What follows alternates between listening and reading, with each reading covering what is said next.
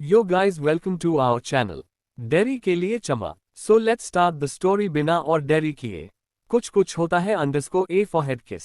अब आगे. अनामिका बिना किसी भाव के सामने खड़ी बाइक को देख रही थी, जो कहीं जाने की हालत में तो बिल्कुल नहीं थी, क्योंकि शायद पंचर हुई पड़ी थी. उसने एक लंबी गहरी सांस ली और अपना सिर ऊपर की तरफ उठाया, जैसे अपने गुस्से को कंट्रोल करने की कोशिश कर रही हो. उसे अच्छे से पता था कि हो न हो ये किसकी हरकत है.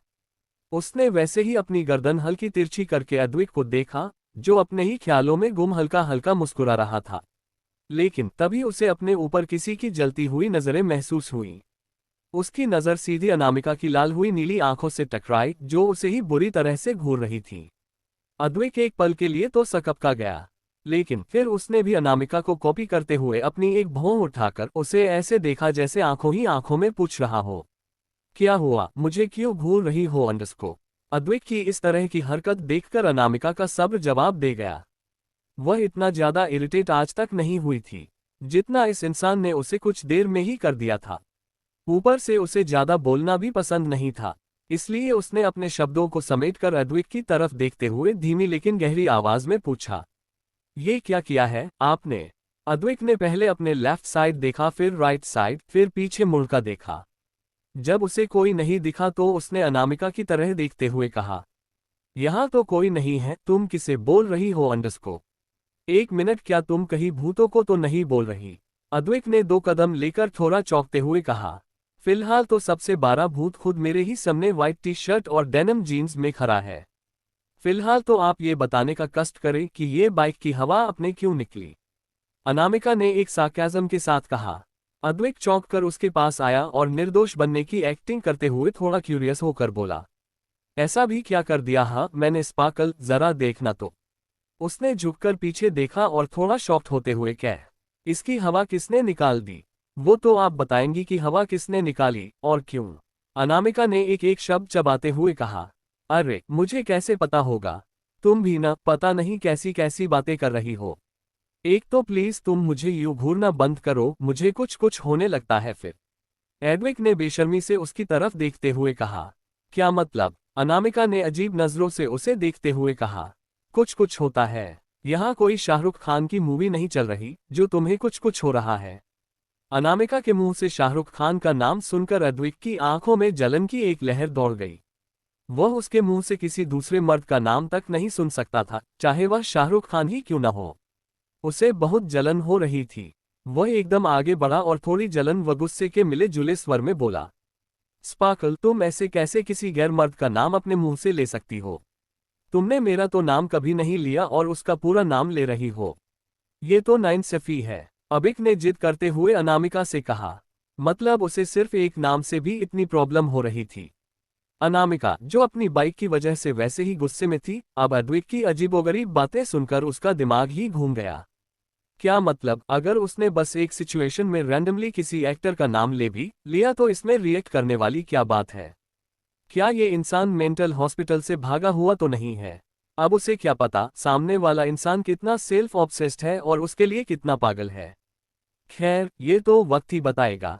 फिलहाल अद्विक ने देखा कि अनामिका अपनी सोच में गुम है, तो उसे लगा कि कहीं वह शाहरुख खान के बारे में तो नहीं सोच रही. ये सोचकर ही उसके दिल में आग लग गई. उसका मन किया कि वह शाहरुख खान को गोली से उड़ा दे. उसने अचानक से अनामिका का हाथ पकड़ा और जलन से कहा, क्या तुम उसके बारे में सोच रही थी. अनामिका अब परेशान हो गई थी. उसने चिढ़ते हुए कहा, ये क्या बकवास कर रहे हैं आप. वो बस एक्टर है. आप तो ऐसे रिएक्ट कर रहे हैं जैसे पता नहीं उसने क्या ही लूट लिया है आपका. हाँ लूट लिया है. मैं कुछ नहीं जानता, और वो कोई भी हो, तुम उसका नाम मत लो. तुम्हें नाम लेना है तो मेरा नाम लो. अद्विक ने अनामिका के कंधों पर अपनी पकड़ कसते हुए हक से कहा, लेकिन उसकी पकड़ इतनी हल्की थी जैसे उसने किसी नाजुक फूल को पकड़ा हो. एक नरमी से. जलन चाहे जितनी भी हो, लेकिन वह अनामिका पर एक खरोंच भी बर्दाश्त नहीं कर सकता था. वहीं उसकी बात सुनकर अनामिका ने पहले उसके हाथ की तरफ देखा, फिर अद्विक की आंखों में, जिसमें फिलहाल एक अलग ही हक नजर आ रहा था. लेकिन उसने इन चीजों को इग्नोर किया और चिढ़ते हुए अद्विक के हाथों को खुद से अलग कर लिया. अब उसे सच में गुस्सा आ रहा था. उसे बिल्कुल पसंद नहीं था कि कोई उस पर ऐसे हक जताए, लेकिन सामने खड़ा इंसान हद से ज्यादा जिद्दी था. उसने एक नज़र बाइक को देखा। अद्विक ने भी उसकी नज़रों को फॉलो किया। तभी उसे अचानक से याद आया कि ये तो उसका ही किया धरा है ताकि वह अनामिका के साथ ज़्यादा से ज़्यादा समय बिता सके। उसकी आंखों में एक चमक आ गई। तभी अनामिका ने उसे घूरते हुए कहा, लीव मी नाउ, मैं तो नहीं छोड़ूंगा। अद्विक ने कहा अंडरस्को, ओके एज यू विश। इतना कहते ही अनामिका ने सीधा अद्विक के पेट पर एक हल्का पंच मारा, जिससे एडविक थोड़ा पीछे हुआ और थोड़े हैरान से अनामिका को देखा। हल्का दर्द तो उसे हुआ, लेकिन उसने नजरअंदाज किया और बेशर्मी से मुस्कुराते हुए कहा, ये क्या बात हुई स्पार्कल, तुम तो हमारी शादी से पहले ही अपने हाथ की सफाई दिखाने में लगी हो। अनामिका, जो तिरछी मुस्कान लिए उसे देख रही थी, उसकी यह बात सुनकर एकदम से सख्त हो गई। शादी, ये शब्द उसके लिए जहर के बराबर थे। इस शब्द से उसे एक अलग ही नफरत थी। उसकी आंखों में अपने पिछले जन्म की कुछ झलकियां कौंध गईं, जिससे उसकी सांसें तेज हो गईं। कुछ चीजें ऐसे थे जो अभी भी उसे परेशान करते थे। आखिर अतीत के साए इतने जल्दी पीछा नहीं छोड़ते। वहीं अद्वैत, जो अब तक मुस्कुराते हुए उसे देख रहा था, अचानक उसके चेहरे पर बिगड़ते भाव देखकर थोड़ा अलर्ट हो गया और आगे बढ़कर अनकहे से हक के साथ अनामिका का चेहरा अपनी हथेलियों में लेकर नर्म आवाज में फिक्र से बोला, स्पार्कल, आर यू ओके? इधर देखो, क्या हुआ तुम्हें? लेकिन अनामिका ने कोई जवाब नहीं दिया। पता नहीं, लेकिन वो बस सामने शून्य में देख रही थी। आंखें तो खुली हुई थीं, लेकिन ध्यान कहीं और अटका था। उसे कुछ रिएक्ट करते न देख एडविक समझ नहीं पाया कि क्या हुआ। उसने एकदम से अनामिका को अपनी बाहों में भर लिया, बिल्कुल अपने आगोश में, अपनी धड़कनों के नजदीक, और बहुत प्यार से उसका सिर सहलाने लगा, जैसे तसल्ली दे रहा हो कि वह यहीं है, उसके बेहद करीब। सिर्फ उसका। अनामिका, जिसकी सांसें तेज हो गई थी, उसने बेख्याली में अपने हाथ उसकी पीठ की तरफ बढ़ाए। लेकिन अचानक, जैसे नींद से जागी हो, उसने खुद को देखा तो वह अद्विक की बाहों में थी। लेकिन उसे कहीं से भी गलत फीलिंग नहीं आ रही थी। उल्टा एक अजीब सा अपनापन महसूस हो रहा था। कोई गलत फीलिंग नहीं। लेकिन तभी अतीत की यादें एक बार फिर उसकी आंखों में किसी फिल्म की रील की तरह गुजर गईं, जिससे उसके हाथ वहीं हवा में रुक गए। इस बार उसकी आंखें हद से ज्यादा लाल नजर आ रही थीं। एक बार फिर से उसकी आंखें खाली हो गईं। उसने झटके से अद्विक को खुद से अलग किया और बिना अद्विक को देखे आगे बढ़ गई। अद्विक हल्का बेचैन हो गया। वही अनामिका 2 कदम ही चली थी कि वहां एक कार आकर रुकी, जिसमें से अर्जुन बाहर आया। उसने सामने देखा, लेकिन वहां अद्विक को देखकर उसे जोर का झटका लगा। मिस्टर ओबरॉय यहाँ, बॉस के साथ, यहाँ चल क्या रहा है? उसने अपने दिमाग के घोड़े दौड़ाने शुरू कर दिए। तब तक अनामिका वहां पहुंची। उसने तुरंत पीछे का गेट खोला और बिना कुछ कहे शांति से कार के अंदर बैठ गई। वहीं एडविक एकटक अपने खाली हाथों को देख रहा था, जो अब बिल्कुल खाली थे। उसे ऐसे लग रहा था जैसे उसकी रूह उससे अलग हो गई हो। कार के इंजन की आवाज से उसका ध्यान सामने की तरफ गया। उसकी नजर सीधी उस ब्लैक कार के शीशे की तरफ गई, जो बाहर से बिल्कुल काली दिख रही थी। लेकिन उसे महसूस हुआ कि किसी की गहरी नजरें उस पर टिकी हुई हैं। अभी तक जो उसकी आंखों में उदासी थी, वह एकदम गायब हो गई, क्योंकि उसे अच्छे से पता था कि अंदर बैठी अनामिका उसे ही देख रही है। वह महसूस कर सकता था बहुत अच्छे से। वहीं अंदर बैठी अनामिका सच में उसे ही देख रही थी। बहुत कुछ चल रहा था उसके दिमाग में, लेकिन नजरें बस अद्विक पर टिकी थीं, जैसे कुछ ढूंढ रही हो। अद्विक धीमे कदमों में आराम से अनामिका की कार के पास पहुंचा। तभी बाहर खड़े अद्विक ने शरारती मुस्कान के साथ अनामिका की कार की तरफ देखते हुए थोड़ा जोर से बोला, स्पार्कली। अर्जुन के साथ साथ सारे बॉडीगार्ड्स, जो अपनी अपनी कारों की तरफ जा रहे थे, उनका ध्यान भी पीछे खड़े उस लड़के की तरफ चला गया। अनामिका की नजरें हल्की पैनी हो गईं। तभी उसने देखा कि एडविक उसकी कार की तरफ आ रहा है। कार के पास पहुंचकर उसने मुस्कुराते हुए कार के शीशे पर हल्का सा नॉक किया। स्पार्कल, इसे खोलो तो जरा, बहुत इंपॉर्टेंट बात करनी है। अनामिका ने कुछ सोचा, फिर कार का शीशा नीचे किया, जिससे उसका चेहरा अद्विक को दिखाई दिया। उसके चेहरे पर मुस्कान और भी गहरी हो गई, जैसे उसे सब मिल गया हो। लेकिन उसकी नजरें हर तरफ सभी हटे कट्टे बॉडीगार्ड्स को स्कैन कर रही थीं। फिर उसकी नजरें अर्जुन पर जाकर ठहरी, जो ड्राइविंग सीट पर बैठा उसे ही घूर रहा था। इन सारे लड़कों के बीच अपनी स्पार्कल को देख जलन से उसका दिल जलकर कोयला हो रहा था। अनामिका, जो अभी तक उसके हर एक एक्सप्रेशन को नोट कर रही थी, उसे अच्छे से समझ आ रहा था कि एडविक की आंखों में जलन का सैलाब आया हुआ है। उसकी आंखें हल्की सिकुड़ गईं। उसने अद्विक को घूरते हुए कहा, क्या आप यहाँ सबको घूरने आए हैं मिस्टर रॉकस्टार? अद्विक ने उसकी तरफ देखा, फिर गुस्से से अर्जुन और बाकी गार्ड्स को घूरा। अगर उसका बस चलता तो वह अनामिका को सबकी नजरों से कहीं छुपा कर रखता। तभी उसने एकदम से अनामिका की तरफ विंडो से अपना सिर अंदर डाला और अनामिका अब कुछ रिएक्ट करे उससे पहले ही एडविक ने उसका चेहरा अपनी तरफ घुमाकर उसके होठों पर एक पैक दिया। फिर उसके माथे पर बेहद शिद्दत से किस किया और एकदम पीछे हट गया। अब उसके चेहरे पर सेटिस्फैक्शन साफ नजर आ रहा था।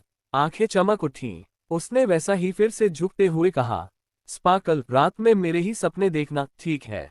कहकर उसने मुस्कुराते हुए उसके चेहरे पर हल्की फूंक मारी। अनामिका, जिसकी आंखें उसकी इस हरकत पर हल्की फैल गई, वो बिल्कुल ब्लैंक हो गई। वो टच, वो फीलिंग सब उसके एक अलग ही गहराई में खिंच रहा था। उसने सीधे एडविक की तरफ देखा जो वहां से थोड़ी दूरी पर खड़ी बाइक पर बैठा मुस्कुराते हुए उसे ही देख रहा था। वहीं अनामिका तो एकटक गहरी नजरों से उसे देखने लगी। अर्जुन की आंखें फटी की फटी रह गईं, जैसे पता नहीं क्या ही देख लिया हो उसने। तभी अनामिका ने गुस्से से कहा, अब आंखें ही फाड़ते रहोगे या चलना भी है? यस हाँ बॉस। अब अर्जुन की पीछे देखने की हिम्मत नहीं हुई। वही अनामिका के हाथ अनायास ही अपने होठों के पास चले गए। उसने धीरे से कहा, अगर आप वही है टू अंडरस्को। उसने अपनी बात अधूरी छोड़ दी और एकदम से उसके चेहरे पर रहस्यमयी भाव आ गए। द इंटेंसिटी अंडरस्को, पागल आशिक अंडरस्को। अब तक अंडरस्को अनामिका शाम से ही यही थी। वक्त का पता ही नहीं चला, बस वो और सामने फैला अंधेरा था। तभी उसके ठीक पीछे से एक आवाज आई जो हल्की गहरी और शरारती से भरी थी। उस शख्स ने हल्का गला साफ करते हुए शरारती अंदाज में कहा, अंडरस्को। आह अंडरस्को मम अंडरस्को, क्या बात है, लगता है आज चांद आसमान से निकलकर यहाँ जमीन पर बैठा है।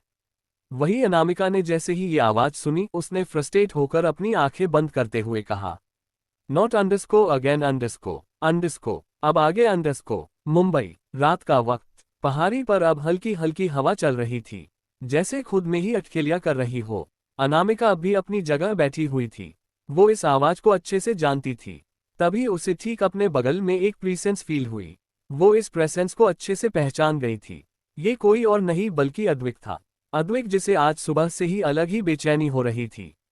इसलिए वो सीधे अपने ऑल टाइम फेवरेट स्पॉट पर आ गया, जहां उसने बाइक खड़ी देखी और देखते के साथ ही वो पहचान गया कि ये किसकी है। उसके चेहरे पर 440 वोल्ट की खुशी आ गई। वही अनामिका अभी कुछ रिएक्ट करती कि तभी उसे अपने कानों के पास किसी की गर्म सांसें महसूस हुई और एक गहरी नशीली आवाज आई, अंडरस्को, क्या तुम भी मुझे मिस कर रही थी स्पार्कल अंडरस्को हम। ये कहते वक्त वो अनामिका के कानों के पास बिल्कुल करीब था, जिससे उसके होठ हल्के से उसके कानों को छू गए। अनामिका की आंखें झटके से खुली। उसने तुरंत नजरें घुमाकर अपने बगल में देखा और तभी एकदम से उसके होठ बेहद हल्के से उस शख्स यानी अद्विक के गालों को छू गए। अनामिका की आंखें हल्की फैल गई, कान हल्के लाल पड़ गए, क्योंकि अद्विक का चेहरा ठीक उसके चेहरे के बेहद करीब था। वही अद्विक के लिए वो कुछ सेकंड ऐसे थे जो सीधे उसकी रूह को छू गए। उसने मुस्कुराते हुए अपनी आंखें खोली और अब उसकी हजेल ग्रीन आंखें अनामिका की गहरी नीली आंखों में जैसे खो गई। लेकिन अनामिका की आंखें हमेशा की तरफ भावहीन थी, उसमें कोई इमोशन दिखते ही नहीं थे। लेकिन अद्विक को आज उसकी आंखों में एक अनकहा सा थकान और उदासी नजर आई। उसकी भौहें एकदम से मुड़ गई थी। उसने वैसे ही पूछा, तुम ठीक हो न स्पार्कल? अनामिका एक पल उसका सवाल सुन उसे देखती रह गई। लेकिन अनामिका एकदम से अपने होश में आए और दांत पिसते हुए उसकी आंखों में घूरते हुए धीमे आवाज में बोली, क्या यहाँ जगह इतनी कम है अंडरस्को जो आप मेरे इतने करीब अंडरस्को बैठे हैं? अद्विक ने उसकी आंखों में कुछ पल देखा, फिर हल्की शिकायती अंदाज के साथ कहा, वो क्या है न स्पार्कल, जगह की तो बेसिक कोई कमी नहीं है, लेकिन फिर जरा माहौल तो देखो, रात का अंधेरा, हिलते पेड़ पौधे, मुझे लगा कहीं तुम डर न जाओ, इसलिए देखो मैं तुम्हारे पास बैठ गया। ऐसे सुनसान जगह पर एक अकेली लड़की, वो भी मेरी स्पार्कल, अब तुम्हें प्रोटेक्ट करना मेरी जिम्मेदारी है और जरूरत भी अंडरस्को। अपनी ये बात कहकर अद्विक ने अनामिका की तरफ प्यार से देखा। वह अनामिका अपने एक आईब्राव रेस करते हुए उसे ही घुरे जा रही थी। एडविक उसकी नजरों से हल्का सकपका गया। अचानक से उसे याद आया कि कैसे सामने बैठी छोटी लड़की ने पहली ही मुलाकात में उसके सामने ही एक इंसान को मार डाला था। उसने हल्का बड़बड़ाते हुए कहा, मैं भूल कैसे गया, ये तो डरने वालों में से नहीं मारने वालों में से है, इसे क्या ही भूतों चुड़ैलों से डर लगेगा, भूत भी खुद ही डर कर भाग जाएगा। लेकिन वो ये भूल गया कि ये फिलहाल तो वो उसी शेरनी के बगल में बैठकर उसके ही बारे में बकबक कर रहा है। वही अनामिका ने भी अद्वैत का बरबराना बखूबी सुन लिया था। उसका कहने का क्या मतलब था कि वो इतनी डरायानी देखते हैं जो सबको डराती फिरे और मरते फिरे। अब तो वो बहुत बुरी तरह से अद्वैत को घूरने लगी। वही अद्वैत को अचानक महसूस हुआ जैसे किसी की खौलती नजरें उस पर ही टिकी है। उसने झट से अपने बगल में देखा तो एकदम से उसकी आंखें बड़ी हो गए। उसने अपना एक हाथ सीधे अपने सीने पर रखते हुए सिक्याती लहजे में कहा, स्पार्कल, माना कि मैं बहुत हैंडसम हूँ, लड़कियां बेहोश तक हो जाती हैं मेरी हैंडसमनेस देखकर, इसका मतलब ये थोड़ी है कि तुम मुझे ऐसे घूर घूर के मेरे खूबसूरत चेहरे को नजर लगाओ। जरा हमारे फ्यूचर का तो सोचो अंडरस्को, इन फ्यूचर हमारी फोटोज भी अच्छी नहीं आएगी। अनामिका ने अजीब नजरों से उसे घूरा और एक सार्केज़म के साथ उसे ऊपर से नीचे तक देखते हुआ कहा, हैंडसम? कौन हैंडसम अंडरस्को? मुझे तो यहाँ कोई हैंडसम इंसान नजर ही नहीं रहा। आप किसकी बात कर रहे हैं? उसका जवाब सुन अद्वैत का चेहरा देखने लायक था।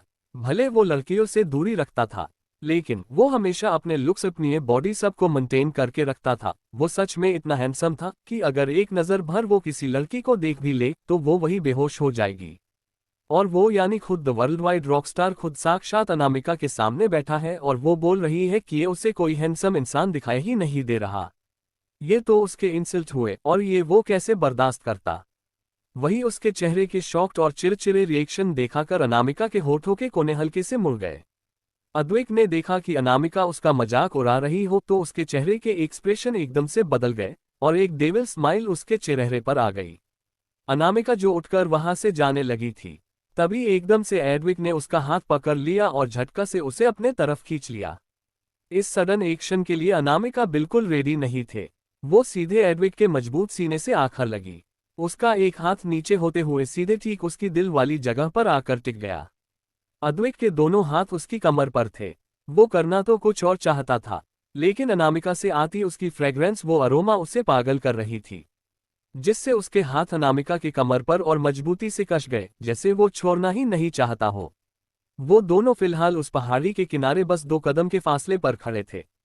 वही अनामिका, जिससे समझ आया कि ये वो कहाँ है, किस सिचुएशन में खड़ी आई है और अभी हुआ क्या, ये सोचकर ही उसका पारा हाई हो गया। उसने एकदम से अपनी नजरें उठाई क्योंकि एडविक की हाइट काफी बड़ी थी। अनामिका की भी हाइट अपने अगेय के हिसाब से बिल्कुल परफेक्ट थी, या कहे कि किसी एक्ट्रेस या मॉडर्न से उसका कंपेयर किया ही जा सकता था। वो आउटस्टैंडिंग थी। पर फिलहाल जो सिचुएशन उन दोनों के बीच थी, उस हिसाब से अनामिका अद्वैत के कंधों तक आ रही थी। अनामिका ने गुस्से से अपने नजरें उठाए और सीधा अद्वैत की आंखों में देखकर कुछ बोलना चाहा, अंडरस्को वही अद्वैत भी उसे ही देख रहा था और जिस इंटेंसिटी से देख रहा था वो बहुत ही डार्क थे। अनामिका की आंखें सीधे उसकी आंखों पर जाकर टिकसिए गई और फिर उसके नजरें धीरे धीरे उसके पूरे चेहरे पर घूमने लगी। वाकई ये इंसान सच में बहुत ही ज्यादा हैंडसम और अट्रैक्टिव था, बिल्कुल किसी ग्रीक गॉड की तरफ। वही जब अद्वैत ने गौर किया कि उसकी स्पार्कल उसे पफले बार इतने गौर से देख रही है, तो उसके आंखों में अलग ही चमक आ गई और होठों पर एक तिरछी मुस्कुराहट। उसने बिना आई कांटेक्ट तोड़े ही धीरे से उसके चेहरे पर झुका और अपनी गहरी और हस्की वॉइस में कहा, अब तो मानती हो ना कि मैं हैंडसम हूं हम। इसी के साथ उसने अनामिका के आंखों के पास हल्का सा फूंक मारा, जिससे अनामिका एकदम से अपने होश में आए। एक सेकंड के लिए उसे ऐसे लगा जैसे वो हिप्नोटाइज हो गए हो। उसके हाथ अब भी अद्वैत के ठीक दिल वाले हिस्से के पास थे। उसने गौर किया कि अद्वैत की धड़कनें नॉर्मल से ज्यादा स्पीड में धड़क रही थी। ऐसा क्यों? क्या ये उसके करीबी के वजह से ही? नहीं, बिल्कुल नहीं। उसने एकदम से अद्वैत को धक्का देने चाहा, लेकिन अद्वैत ने उसे कस के जकड़ा हुआ था, या ये कहे कि वो उसे प्रोटेक्ट कर रहा था। अद्वैत को अच्छे से पता था कि वो लोग कहाँ खड़े हैं, जानती तो अनामिका भी थी, अंडरस्को खैर। अनामिका ने पीछे मुड़कर नीचे खाई को देखा, फिर एडविक की तरफ देखते हुए बिना किसी भाव के कहा, क्या हो अगर मैं आपको यहां से धक्का दे दूं, मिस्टर रॉकस्टार? अद्वैत ने कुछ पल उसकी आंखों में देखा, फिर मुस्कुराते हुए कहा, क्या तुम मुझे मारना चाहती हो अंडरस्को? हाँ, क्यों डर लग रहा है? नहीं अंडरस्को, पर ये जो तुम्हारी आंखें हैं ना, बड़ी कातिल है। तुम्हें धक्का देने की क्या ही जरूरत है? तुम्हारी इन नजरों ने तो पहले ही घायल कर रखा है मुझे। बेसिक से तुम मुझे मार दो, तुम्हारे हाथों मौत में भी मुझे जन्नत ही नसीब होगी। अद्वैत ने मुस्कुराते हुए एकदम से अपनी बाहें खोल दी और अनामिका के आंखों में देखते हुए एक कदम पीछे ले लिया। अब अगर एक कदम और पीछे हुआ तो उसका मरना तय था। अनामिका ने गौर से उसकी आंखों में देखा, जहां कोई डर नहीं था, लेकिन एक अजीब सी शिद्दत थी उसके लिए, जिद थी। अद्वैक ने कहा, बेशक से तुम मुझे मार दो स्पार्कल, लेकिन मैं तब भी तुम्हारा पीछा नहीं छोड़ूंगा, देख लेना। अंडस को वो एक कदम पीछे लेने लगा था, जिसे देखकर अनामिका की मुठ्ठियां जोर से भींच गई। वैसे तो उसे किसी के फीलिंग से कोई फर्क नहीं पड़ता था, लेकिन ये इंसान जब से उससे मिला था तब से पीछे ही पड़ गया था। वो चाहते तो एक गोली से उसका काम तमाम कर सकती थी, लेकिन वो अद्वैक को कोई नुकसान नहीं पहुंचाना चाहती थे। एक अजीब सा कनेक्शन फील होता था उससे। तभी उसने देखा सामने अद्वैक अपने कदम पीछे रखने ही वाला है, तो उसने फुर्ती से अद्वैक का हाथ पकड़कर गुस्से से खींचा। उसके खुद की सांसें ऊपर नीचे हो रही थी। उसने गुस्से से चीखते हुए कहा, ये क्या पागलपन है? Are you out of your mind? और वो इतना ही मरने का शौक है तो कहीं और जाकर मरो, समझे। वह अपनी बाइक के पास जाने लगी। यहाँ सुकून के लिए आई थी वो, लेकिन इसने उसका दिमाग खराब कर दिया था। अद्वैक ने वही अपने कदम उसके पीछे बढ़ा दिए और मुस्कुराते हुआ थोड़ी तेज आवाज में चिल्लाते हुए बोला, तुम बिल्कुल सही हो स्पार्कल, पागल हूं मैं, लेकिन तुम्हारे लिए अंडरस्को। अनामिका अपनी जगह पर रुकी और मुड़ते हुए बोली, पागलों को इलाज नहीं है मेरे पास, तो कर दो ना इलाज, मैं तो तुमसे ही इलाज करवाऊंगा। अंडरस्को, अद्वैक ने एकदम से जिद्दी बनते हुए उसके पीछे पीछे चलते हुए कहा। अनामिका ने गुस्से से उसे घूरा और दांत पिसते हुए कहा, अच्छा होता मैं इस आदमी को धक्का ही दे देती। कहकर वो अपनी बाइक के पास आ गई और अभी वो अपनी बाइक पर बैठे ही थे कि उसे कुछ अजीब लगा। अद्वैक जो उसके कुछ दूरी पर ही था, वो एकदम से अपनी जगह रुक गया। वही अनामिका जल्दी से नीचे उतरी और अपने बाइक को ध्यान से देखने लगी और देखते ही देखते उसने गुस्से से कहा, व्हाट द हेल, ये किसने किया? कुछ ढूंढ ली ये रक्तांश की बेचैनी। अब आगे अंडरस्को। रात का वक्त, राठौर मैंशन। रात के लगभग 12 बजे बज रहे थे। वही आज राठौर मैंशन में अलग ही शांति पसरी हुई थी। महेश्वरी परिवार भी यही रुके हुए थे। आज के हुई घटना के बाद सभी के मन में अलग अलग से सवाल चल रहे थे। कोई उलझन में, कोई दर्द में, कोई अपनी ही गहरी सोच में, तो कोई खामोशी से अपने अलग ही सोच में गुम था। राधिका जी के कमरे में एक गहरी खामोशी छाई हुई थी। राजेंद्र राठौर तो दिन से ही अपने स्टडी में बंद थे, वो बाहर निकले ही नहीं थे और अब भी वही थे। वही कमरे में राधिका जी बालकनी के कोने में बैठी थी। गुमसुम सी रात का वक्त था, ऊपर से उन्होंने रूम के लाइट्स भी बंद कर रखे थे। कह सकते हैं उनकी रोशनी से सामना करने की हिम्मत नहीं हो रही थी। अनामिका का एक एक शब्द उनके दिमाग में घूम रहे थे। मन में हजारों सवाल थे, कुछ सवाल वो खुद से कर रही थी। अचानक ही उनके आंखों से आंसू बहने लगा। रागिनी जी के कड़वी बातें, अनामिका की आवाजें, रागिनी जी के इल्जाम, वो नफरत भरी नजरें। उन्होंने चीखते हुए अपने कानों पर हाथ रख लिया, जैसे ये आवाजें उसके अंदर तक झकझोर रही है। माथे पर ठंडे पसीने की बूंद साफ नजर आ रही थी। वो लगातार पगलों की तरह एक ही शब्द बरबरा रही थी, मेरी कोई गलती नहीं है, नहीं नहीं। फिर वो ऐसा क्या बोल रही थी? और कियारा वो भी मेरी बेटी है, उसे मैंने पाला है, वो मेरी बेटी है। लेकिन अंडरस्को एकदम से उनकी आंखों के सामने अनामिका का चेहरा आ गया। फ्लैशबैक अंडरस्को। वही बचपन की मासूम से 3 साल के अनामिका, बिल्कुल छोटी सी थे वो, और अपने नन्हे नन्हे पैरों से भागते हुए इधर से उधर दौड़ रही थी। उसकी वो मासूम से खिलकारी जैसे हवा में एक मिठी से खनक के तरह थे। वही उसके पीछे पीछे एक औरत अपने हाथों में एक कटोरी लिए उसके पीछे पीछे दौड़ रही थी। अरे रुकिए भी गुड़िया रानी, हे भगवान इस लड़की के नखरे कितने हैं, खाने में भी पीछे पीछे दौड़ा रही है। कर कर वो औरत जो कोई और नहीं राधिका जी भी वो हल्का सा मुस्कुरा दी और अपना सरनामी हिलते हुए जल्दी से अनामिका के पीछे जाकर एकदम से उसे अपनी गोद में उठा लिया। जिससे छोटी अनामिका ने अपने बेबी वॉइस में कहा, ममा ये तो चीटिंग है, अपने चीटिंग की। कहकर उसने एकदम से अपना मुंह फुला लिया और हाथ बांधकर दूसरे तरफ देखने लगी। उसकी इस मासूम सी हरकत पर राधिका जी मुस्कुराए बिना नहीं रह पाए। क्या हुआ राधिका जी, प्रिंसेस को वो इतनी नाराज क्यों है? सामने से राजेंद्र जी मुस्कुराते हुए उन दोनों की तरफ बढ़ते हुए कहा। वही अपने डैड की बस आवाज सुनकर अनामिका एकदम से खुशी से चिल्लाने लगी और तुरंत राधिका जी के गोदी से उतरने के लिए चटपटने लगी। अरे रुको भी, उतार रही हूँ, कहकर राधिका जी ने धीरे से अनामिका को गोद से उतारा। वही अनामिका फुर्ती से अपने छोटे छोटे कदम से हंसते हुए भागने लगी। तभी उसका पैर आपस में उलझ गया और फर्श पर गिर गई।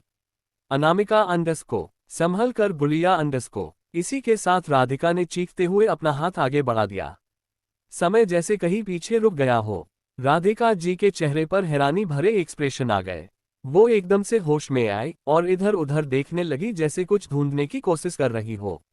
लेकिन चारों तरफ वही गहरा सन्नाटा और अंधेरा और एक अनकही सी खामोशी थी।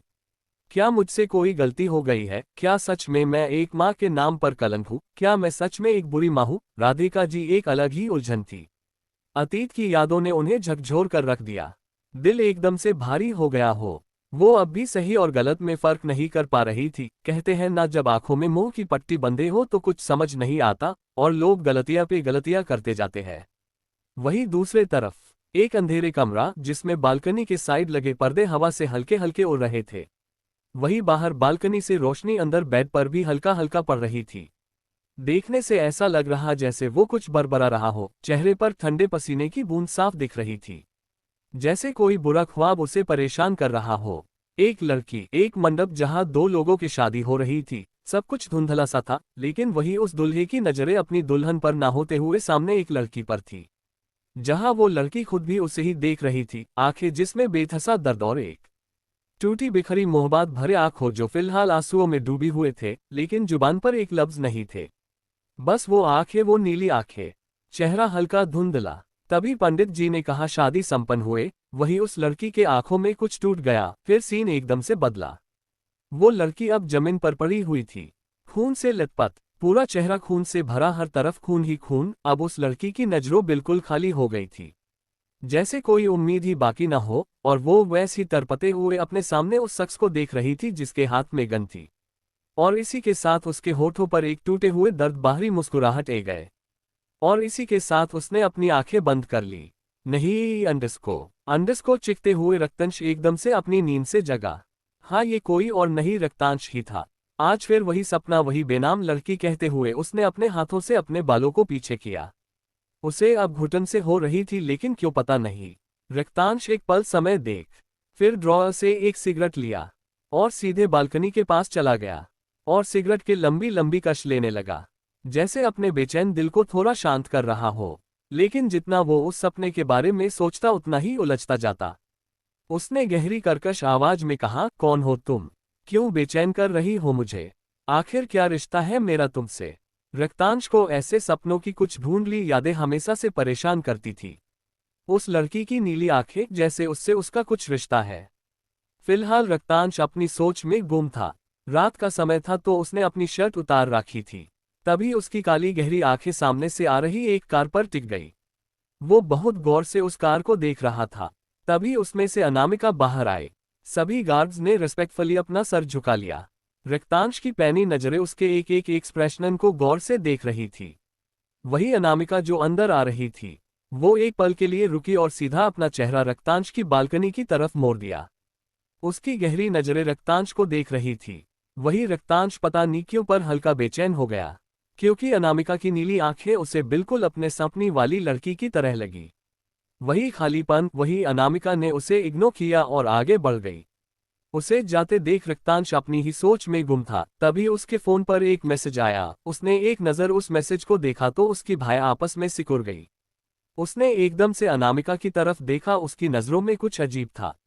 रक्तांश ने गहरी संदेह भरी आवाज में कहा, आखिर कौन हो तुम? वही अनामिका जो अंदर जा रही थी, वो एक पल के लिए रुकी और अजीब सी आवाज में कहा, तुम्हारी बर्बादी अंडस्को। इसी के साथ उसके चेहरे के भाव सर्द हो गए। Arrest warrant अंडस्को अंडस्को अंडस्को। अगली सुबह राठौर मेंशन के गार्डन एरिया में इस समय विशंभर जी, आनंद जी, रागिनी जी और अंगिका जी बैठे चाय की चुस्कियां लेते हुए कुछ बातें कर रहे थे। सुबह का वक्त था और आज मौसम भी बहुत अच्छा था। वहीं थोड़ी दूरी पर शालिनी जी, मोहिनी, कामिनी और राधिका जी बाकी सब मौजूद थे। राधिका जी भी पास ही बैठी थी, लेकिन उनका चेहरा कहीं खोया खोया सा लग रहा था। उनका चेहरा देखकर ही लग रहा था कि वो रात में अच्छे से सो नहीं पाए हैं। आंखों के नीचे काले गड्ढे से बने हुए थे। वही उसे इतना गुमसुम और खोया हुआ उदास देखकर मोहिनी को अच्छा नहीं लगा। मोहिनी ने राधिका को देखते हुए कहा, राधिका तुम ठीक तो हो? कुछ बोल क्यों नहीं रही? तभी सामने से शालिनी किसी ने कहा, राधिका कल जो भी हुआ तुम्हें अपनी बेटी को थोड़ी तमीज सिखानी चाहिए। उसमें अपने माता पिता से और अपने बड़ों को रिस्पेक्ट देना आता ही नहीं। कहा तुम्हारी कियारा और कहा वो अनामिका। शालिनी महेश्वरी हमेशा से अपने प्राइड को आगे रखती थी। वो थोड़ी घमंडी और हाई क्लास लेडी थी। जिसमें ईगो कूट का भरा पड़ा था। उसे शुरू से ही अनामिका पसंद नहीं थी, चाहे कुछ बोले या न हो। उसे हमेशा से अपने लिए बिल्कुल हाई क्लास बहू चाहिए, जो सभी गुण उन्हें कियारा में मिले थे। इसलिए वो कियारा को अच्छे से ट्रीट करती थी।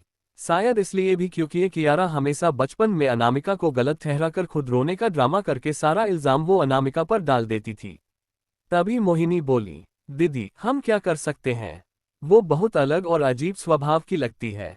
ऊपर से बचपन से ही उसे कियारा पसंद नहीं थी। पता नहीं क्या परेशानी है उसे।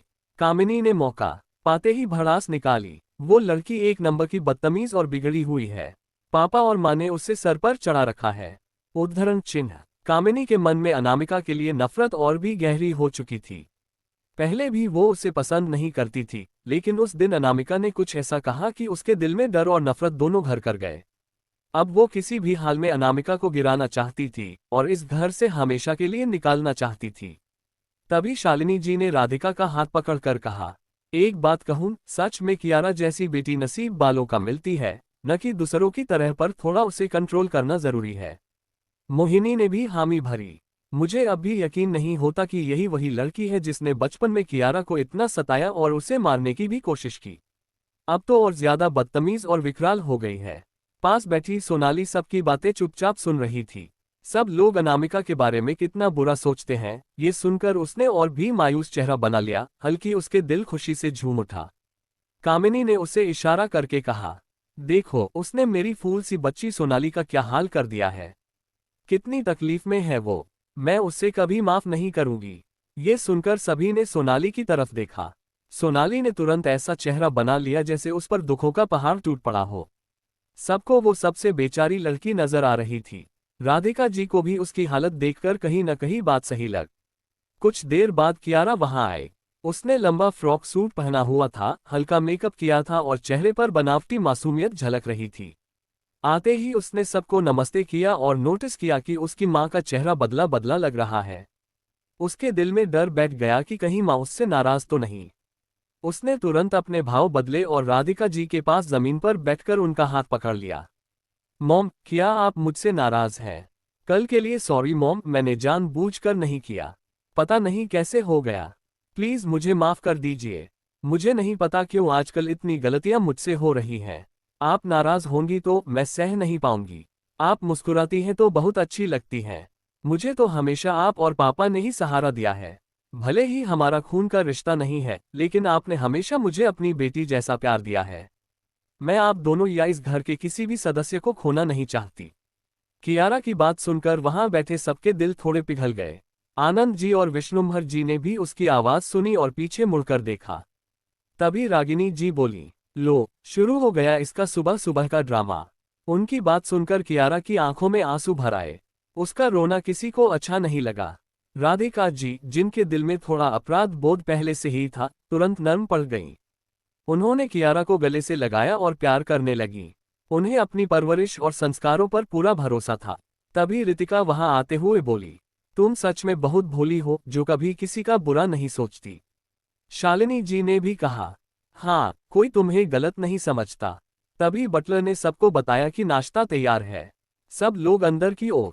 वही रागिनी जी और विश्वंभर बस बिना किसी खास रिएक्शन के वहां से उठे और सीधा अंदर चले गए। उनके साथ ही आनंद जी और अंगिका जी भी साथ ही अंदर की तरफ चले गए।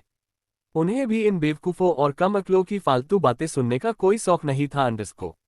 उधर राघव ऊपर से सब देख रहा था। अपनी बहन को रोते हुए देख वो सह नहीं पा रहा था। उसने मन ही मन कहा, मैं अपनी प्रिंसेस को ऐसे रोते हुए कभी नहीं देख सकता। बस अब बहुत हो गया। उसने मोबाइल निकालकर अपने असिस्टेंट को कुछ सख्त निर्देश दिए और कॉल काट दिया। उसकी आंखों में गुस्सा और नफरत साफ झलक रही थी। थोड़ी देर बाद सब लोग डाइनिंग टेबल पर आकर बैठे। राघव भी नीचे आ गया। उसके पास ही रितिका बैठी थी। आयांश और स्वारांश जो बाहर जॉगन के लिए गए थे वो भी फ्रेश होकर सीधा वहां आ चुके थे।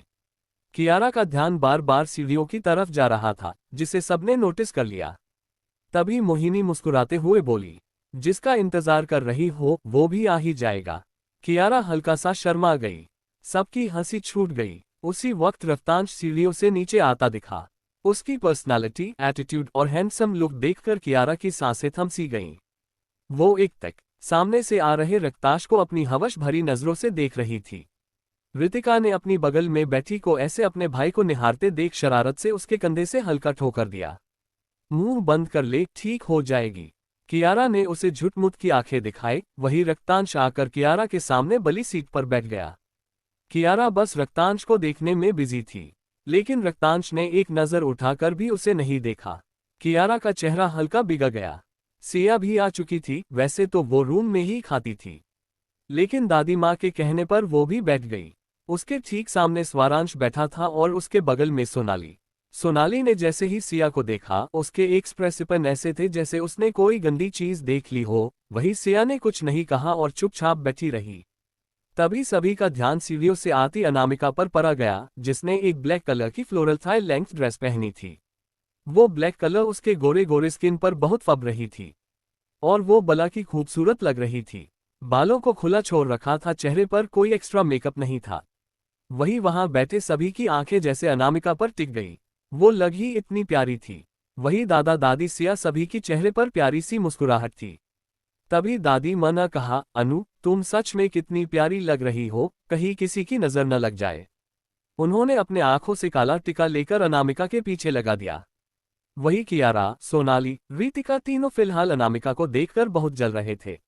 अनामिका सीधे अपनी सीट पर आकर बैठ गई। उसकी सीट के ठीक सामने रक्तांश बैठा था, जो बिना पलके झपकाए अनामिका जब से आई थी उसे ही देखे जा रहा था। उसका दिल तेजी से धड़क रहा था। उसकी आंखें उसके उस प्यारे से चेहरे को देखे जा रही थी। वही कियारा जो सुबह से रेडी होकर आधा किलो मेकअप तोप के बैठी थी। उसने सोचा था कि रक्तांश उसे देखकर पक्का उसकी तरफ अट्रैक्ट होगा, लेकिन यहाँ तो उसने एक बार नजर भरकर भी उसकी तरफ नहीं देखा। और उसे इस तरफ एक तक अनामिका का देखते देख उसे बहुत जलन हो रही थी। क्यों अंडस को हर बार ये अनामिका बीच में क्यों आ जाती है मेरी खुशियों के अंडस को। उसने कसकर अपनी मुठियां बिछ ली। वही अनामिका आराम से अपना खाना एंजॉय कर रही थी। कौन क्या कर रहा है उसे कोई मतलब नहीं था। उसने दोनों दादा दादी और सिया को छोड़कर किसी को ग्रीट नहीं किया। उसका ये रूड बिहेवियर से वहां कुछ लोगों को इंसल्टिंग फील हो रहा था, लेकिन किसी ने कुछ बोला नहीं। लेकिन राघव वो तो अलग ही नफरत लिए उसे घूर रहा था। उसने तंज कसते हुई बिना अनामिका की तरफ देखे कहा, लोगों को इतनी भी तमीज नहीं है कि घर में बड़ों को ग्रीट करे। वही उसकी बात सुन सबका ध्यान झट से अनामिका की तरफ चला गया, जो आराम से अपना खाना खा रही थी। उसके होठों के कोने ऊपर की तरफ मुड़ गए। मतलब जब तक ये लोग उससे चार बात सुन न ले इनका खाना नहीं पचने वाला। ओ अंडस को क्या बात है, कचरा बहन के कचरे चमचे को भी इज्जत चाहिए। वही उसकी बेइज्जती भरी बात सुन राघव की मुठियां बिछ गई और चेहरा गुस्से से लाल हो गया। वही कामिनी ने कहा, अंडस को वो बस तुमसे सब बड़ों की रिस्पेक्ट करने के लिए बोल रहा है, इसमें बुरा क्या है अंडस को। और वो तुम्हारा बड़ा भाई है अंडस को, तुम उसकी इंसल्ट क्यों कर रही हो सबके सामने। ओ ये बेवकूफ, मेरा बड़ा भाई कहाँ से हो गया अंडस को। क्या मैंने पहले नहीं कहा था कि मेरा इस घर में कोई माँ बाप या भाई नहीं है। सब अपने बुरे कर्मों के कारण भगवान को प्यारे हो गए। अनामिका ने आराम से कामिनी के बातों का जवाब खाते खाते ही दिया। तुम बदतमीज लड़की, राघव ने गुस्से से कहा। हम बोलो चमचे सुन रही हूँ, अनामिका ने जवाब दिया। तभी दादाजी ने गुस्से से कहा, बस करो, ये खाने की टेबल है, कोई युद्ध का अखाड़ा नहीं, इसलिए शांति से खाना खाओ और दूसरों को खाने दो। लास्ट वाली बात या कहे वार्निंग उन्होंने राघव को देखते हुए कड़ी नजरों से कहा, जो बात का बतंगर बना रहा था। राघव गुस्से से बस अनामिका को घूरते रह गया। कियारा जो ये सब एंजॉय कर रही थी, मन ही मन उसने भी चिढ़ से दादाजी को देखा, फिर अनामिका को जो सबका खून जला के खुद मजे से खा रही है। उसे ये देखकर बहुत गुस्सा आया। वही अब सब लोग चुपचाप अपने खाने पर ध्यान देने लगे। कुछ देर बाद सभी लोग आकर लिविंग हॉल में बैठे थे कि तभी बाहर से किसी के अंदर आने की आवाज सुनी।